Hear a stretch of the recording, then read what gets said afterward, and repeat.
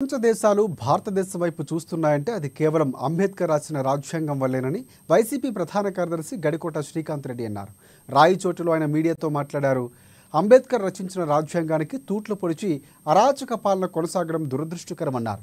స్వేచ్ఛను హరింపజేసి ఎమర్జెన్సీలో కూడా లేని విధంగా ఇబ్బందులకు గురి చేస్తున్నారని విమర్శించారు. ఆయన వైసీపీ నాయకులపై కత్తులతో దాడులు చేసినా కూడా హత్యాయత్నం కింద కేసులు నమోదు చేయాల్సిన కేసులు సైతం నీరుగారుస్తున్నారని మండిపడ్డారు.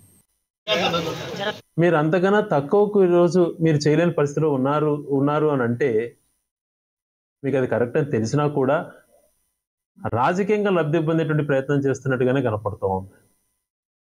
విద్యుత్ ఒప్పందంలో తప్పు జరిగింది, అవినీతి జరిగింది అని మాట్లాడిన మీరు ఈరోజు అంతకుముందు చంద్రబాబు నాయుడు గారు, అదే చంద్రబాబు నాయుడు గారి ప్రభుత్వంలో యూనిట్ని 4.5 రూపాయలకు 6 రూపాయలకు చేసుకున్న పరిస్థితులు.